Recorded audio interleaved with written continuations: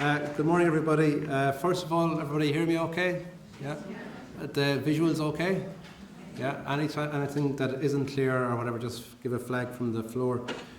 You're very welcome, everybody.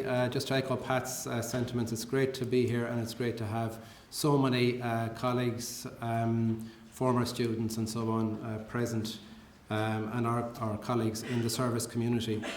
That said, I'm hoping that the conference is going to be a robust conference. I'm hoping it's going to be a conference where we genuinely do debate the issues and we do take on what are serious concerns for us all. So in that spirit, I suppose that's what I was trying to achieve when I was thinking about doing this paper. I wanted to do something that actually maybe challenges us a little bit. Now, I'm very conscious of time, so will you keep a good eye on me in terms of time, Caroline, and we'll see how we go. As you can see, the title of the paper, Power, Values and Practice in Family Support. Now, that's what's on the conference brochure. It's really beginning the conversation. Okay, these are massive issues. There's tomes upon tomes written on all of these issues. So I'm not going to really get into massive depth. So it's starting the conversation. I also want to acknowledge at the start Patricia O'Connor, who was a student on placement from TCD's Masters in Research, and Patricia was a great help to me with the digging, and I'm not sure is the digging going to be digging my own grave or digging the foundation, but we'll see what happens. The motive behind this talk, two challenges for me. Family support is fuzzy, the nice part of the work sometimes, I think, soft child protection, and I was surprised and maybe disappointed that Pat Dolan said that in the paper during the week as well. I thought it was my own position, but anyway, he got there first. So that's one challenge for me, because I don't think, and I think you don't think, that that's what it is in any sort of way. The second point is that perhaps our practice can become disconnected from emotion, technocratic and unreflective. The reality is we have so many manuals, we have so many ways of doing business, we have so many people telling us what to do and how to do it, that sometimes there is this question, well, what about the doing? What about the reflecting? What about the engagement with the relationship and so on?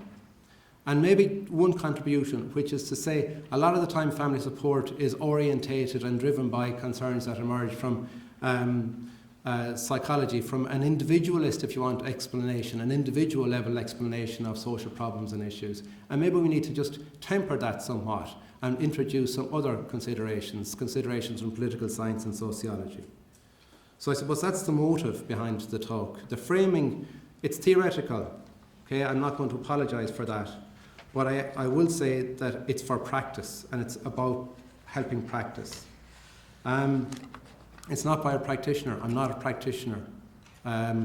But I think it is, I suppose, coming from somebody who thinks about practice and who works with practitioners and who is involved in practitioner education. It's general. And I suppose I would not be happy if you exit this morning and you're having your coffee and you're saying, yeah, that's all fine, but it's a bit up there for me. I wanted you to be seeing this as meaningful in lived experience, in day-to-day, in your expression of your work. And ultimately, and again, something that can be lost in the conversations, in the dialogue about family support, this is about children's safety and healthy development. That's what it's about, okay? And any framework that doesn't help us and realise that objective, or we can forget about it, all bets are off, as I say. What's the argument? The argument is that power is everywhere. It's embedded in all we do, in our actions and in our interactions. And power can have positive and negative consequences for us. We need to have an ethical sensibility to understand and manage this. And maybe that we might propose reflective practice as a context for the practice management of these issues. So that's the argument I want to make today. And for some of you, you probably do think about power, but maybe you don't think about it in those terms necessarily. So what I want to put in front of us today are some theoretical ideas in relation to that issue of power, but also theoretical ideas in relation to the issue of the ethical management of power considerations. So I'm not here to reinvent a wobbly theoretical wheel, and anybody who's looking, you might see somebody who does a lot of cycling in the place. So do you see Pat Dolan on his wobbly bike there? That's what I'm interested in. I'm interested in robust practice. I'm interested in practice that's improved because we think about these issues, because we are cognizant of them in what we do. Elegant indeed, and solid. So the plan, some brief words on systems, some key ideas on power and how it's represented, some brief words on values and ethics, and some words on doing power. So, systems. Well, the title of the conference is Building Family Support Systems. And in our research that accompanies TUSLA's programme, we've avowedly identified a systems approach as helping us frame the arguments. And we're delighted to have Deborah Darrow here from Chapin Hall, who's taken that approach in her work in the United States in early intervention. And it'd be very interesting to hear her and hear what it looks like to her from the United States, because she's involved in our expert group, so she understands broadly what we're about in our work. So there's much written about systems theory. I suppose the key thing is that systems, theoretically, if you want, they are not reality. We can't think about a system as a real thing. Systems are just mechanisms to help us frame the mess that is social reality. Okay, so they are ideal types. So if you start talking about the system as if it's real, you're on the wrong track. If you start thinking about a system as something that helps you understand and frame complex entities, then that's useful. Systems comprise people, they comprise organizations and the relationships between them. So again, when you think about it immediately, that brings you into a power understanding or some engagement of power. Systems depend on rules, they depend on expectations. And again, when looking at the material that underpins this talk, a lot of it was about the expectations mismatch between people who provide services and those that receive them. And again, power is embedded in that. And when we think about systems normally are about trying to achieve some sort of the never-ending search for equilibrium, homeostasis, things, reverberating, working. But actually, systems, and what we have here is a new system, systems change, things happen within systems which cause them to change, relationships break down, the rules are broken, and then we have change. And maybe this is a point where our systems and our services for children are going through what you might call, morphogenesis, change, because the previous rules aren't working for us. So that's a little bit about systems.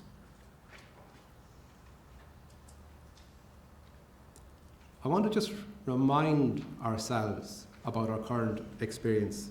And I'm not calling it our past experience, because we are facing a situation of continuing cuts on lack of investment in our services.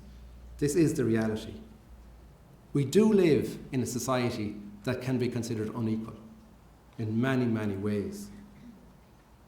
There are differences in power, there are differences in income, there are differences in esteem that people are held in.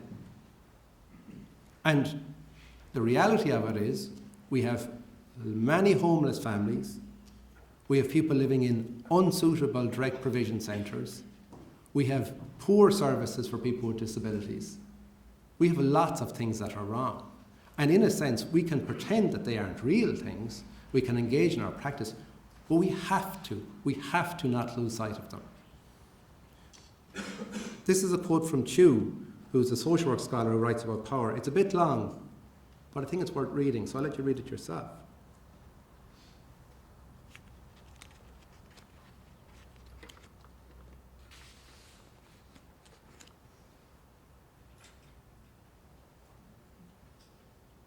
So what he's saying isn't necessarily related to systemic inequality.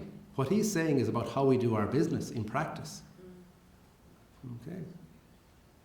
So how do we use power well?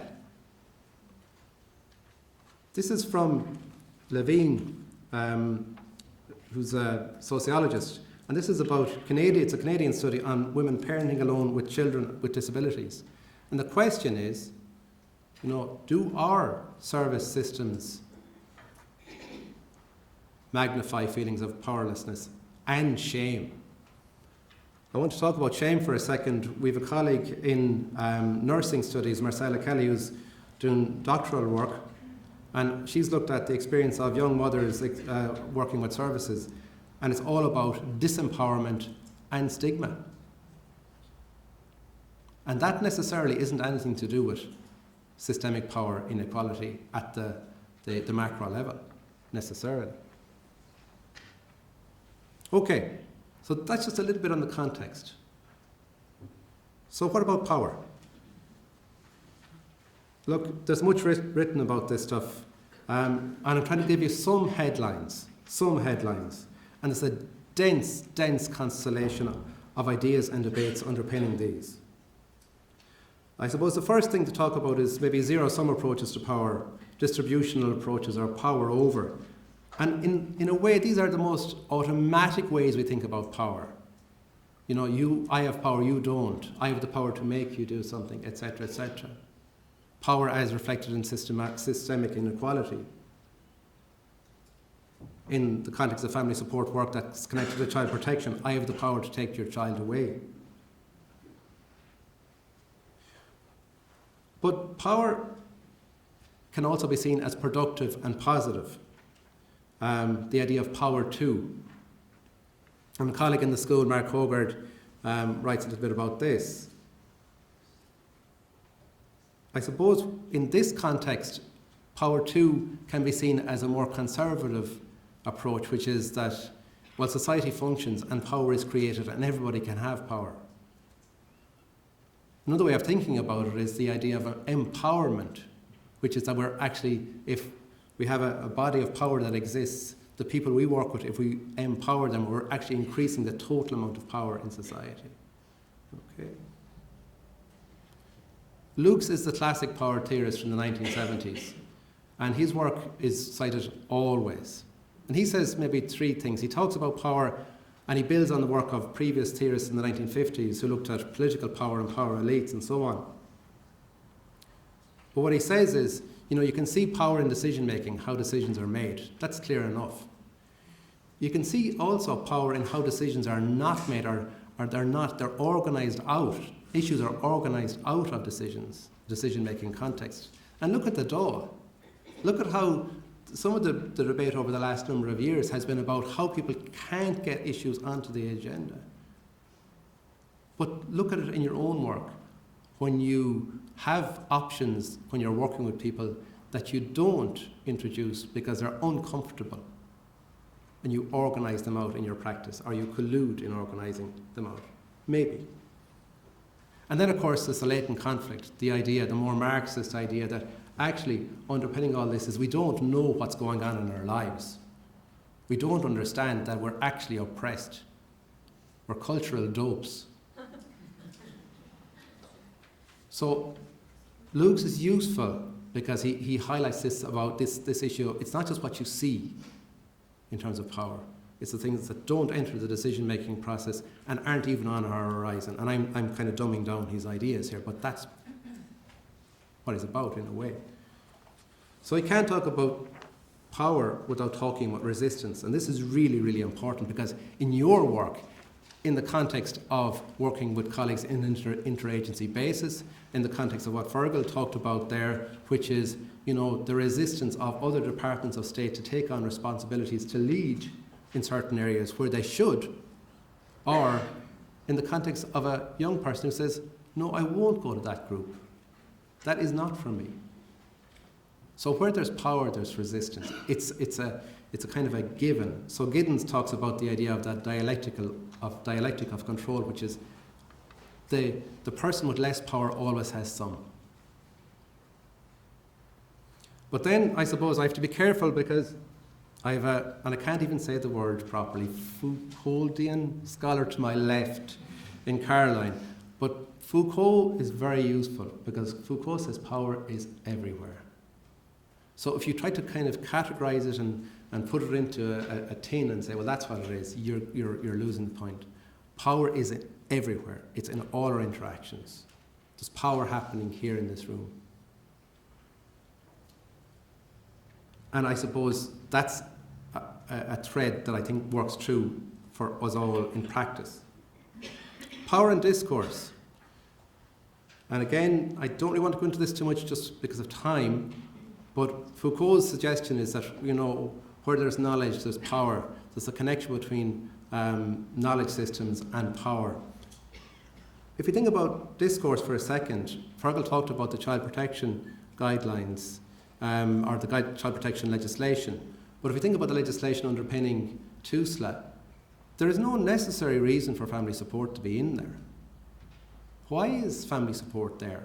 When you go back since 1967-8, Kennedy Reform Task Force, all the way through, there's been kind of what you might call a discursive outside to child protection, which is battling and has battled around prevention support.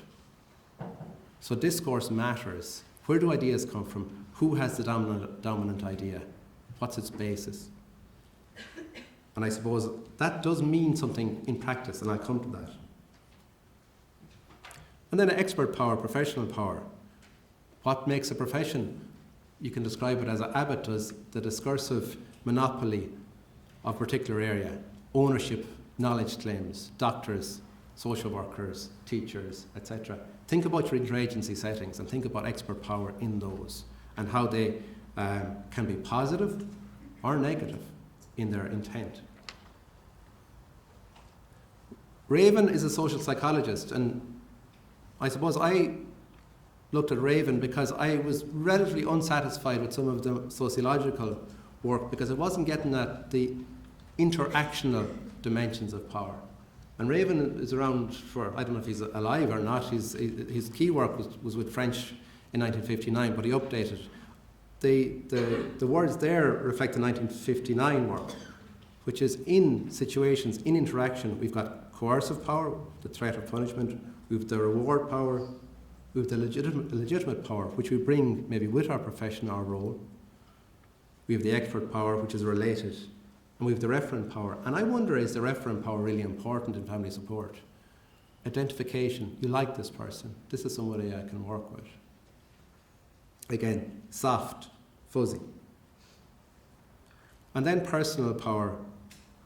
Somehow the social ecology, if you want to call it, or the full range of societal experience from the individual right through to the macro level isn't captured for me. So this is an area I'm kind of interested in as well. And I follow later who identified Crespi's work. And Crespi talked about inner power, self-knowledge, well-being, our capacity to do something, our belief in our capacity in the interaction, in the meeting, in the work we're doing, in the program we're presenting. And outer power, which is how do we deploy power? How do we use it? Now, so, I have colleagues who spend their lives since they were 20 and probably spent 40 years thinking about power. So I've tried to do something in a few minutes here. But I'd like you to think about power in those kinds of ways. Systemic, discursive, expert, personal, interactive, resistance, and power being ubiquitous. We cannot escape it. Okay, I'm going to change track for a second and talk about values and ethics. Sorry, I'm ahead of myself. I'm going to talk about what I think later is summation. Just to say something about this guy, Derek Later, he's a social theorist, and he's like me. He's a pluralist, and I just thought about this morning. You could argue that pluralism, it's the refuge of the invertebrate fence sitter, which I am. In other words, you can't decide where to go. Maybe. But maybe pluralism is where it's at. Maybe none of these ideas actually explain everything. Maybe that's why we need to be open to a variety of ideas. Anyway, later it says, the only way to adequately represent the ever-present and ubiquitous nature of power is to take a pluralist approach. He talks about structure of systemic parameters, he talks about discursive practices, he talks about agency, he talks about individual psychological makeup. And I like this idea, the multiple guises. He talks about shape-shifting. So, that's a little bit about power, and maybe a pluralist approach might help us. Okay, now I'm going to talk briefly about values and ethics. And as you'll see, the emphasis in the talk is more about power than values and ethics. But, briefly, values. What might we mean when we say values? This is taken from Gray and Webb, and these are social work scholars. So, values, relatively enduring beliefs about what is right and correct, which I think is helpful. I'm sure we could pick holes in it as a definition, but it helps me anyway. And ethics is about the putting values into practice. Okay? So if you hold on to those two ideas for a moment. These are values that are associated with social work. We could imagine that they would be values that would be associated with lots of disciplines, but maybe social work, maybe family support, are disciplines which are more concerned with human rights, etc. So these are the values. Now, the thing about it is, we always, in our work, have dilemmas. Nothing is ever straightforward. Everything is always complicated. Or if we think it's not complicated, we're probably missing the point. And I want to talk to you a little bit about ethical positions and orientations. These are four. This is really, really, I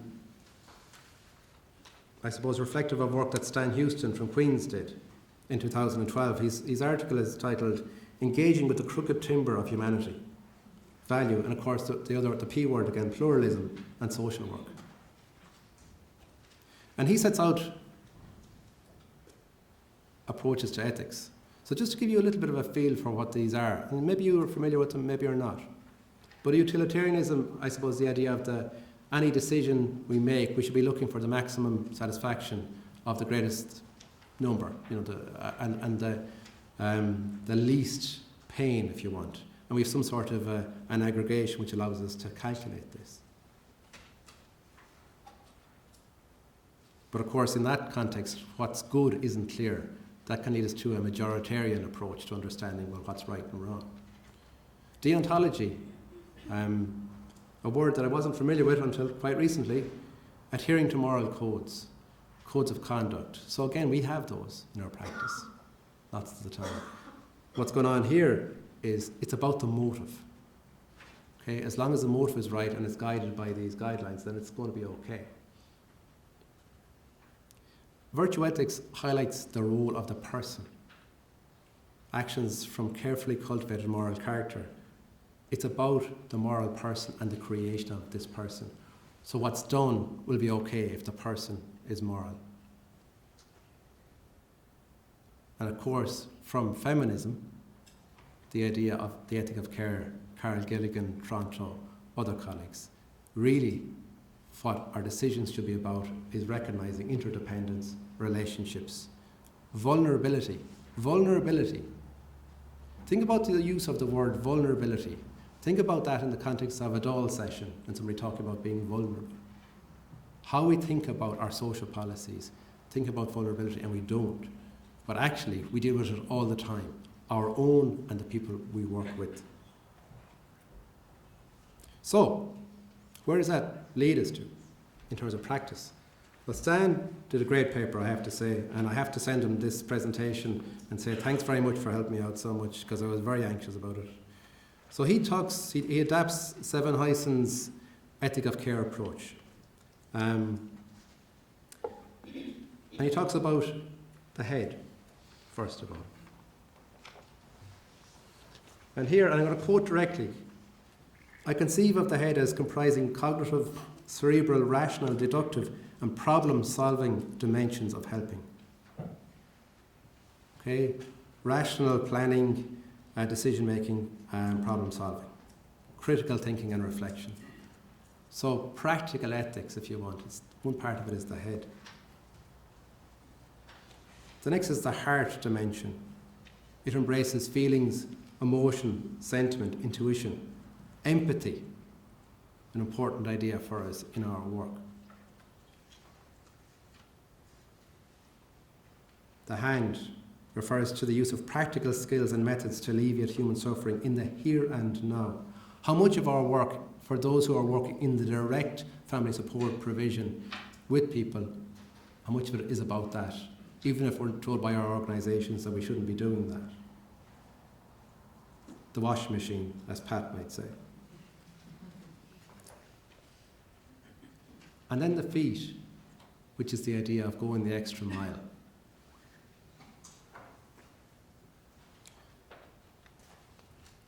I like this because it's a probably useful enough metaphor, but it draws something quite complex into an action mode. And my argument is if we take these ideas, the head, the heart, the hand, the feet, and we think about power, and we reflect power through those, we have a way of understanding it and dealing with it. My hypothesis. For practice is not ethically based, the possibility of negative power effects is increased. Corollary, if ethics are foregrounded in our practice, the possibility of positive power effects is increased. Okay. So we need to be ethical practitioners in order to manage power. That's my hypothesis. I haven't come up with the research designed to test it yet, but that's the start point. It's the beginning. So, in order for us to work with these concepts, we need something practical, and that's where reflecting comes in. You have to recognize that there is no fixed or closed system that will resolve all this for us. It's just not going to happen. These are issues which remain unfixed and we have to work with. But for our practice, we have to acknowledge that there's a better or worse way of thinking about something. And the better is an informed way, a way that, if you want, tools us up to deal with these issues. So, just referring to Gillian Rush's work, Modes of Reflection, she talks about technical, practical, critical, and process reflection modes. And I see elements of power and ethics running through each of these. They are relevant at all points. But I'm drawn to the critical and the process in particular. The piece where we actually think about, well, what is the systemic power that's happening? And what's going on for me in terms of my application of power? How do I use my power? So my overall question, which I think might be a question to guide our reflective processes when we are in practice, is, do I manage the operation of power in my practice ethically? That's the question. So if you want to take a question with you to ponder, that's the question. And when I say practice, I mean at all levels. I mean in the kitchen with the father, in the interagency meeting that's difficult, in the funding meeting that's disconcerting, in the row with your colleague about the right approach.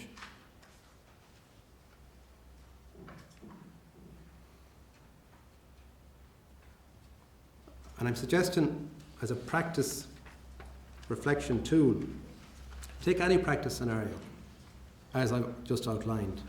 Think about the different forms, the dimensions of power present, and how you use them, how you react to power, and then ask the question, is my practice ethical?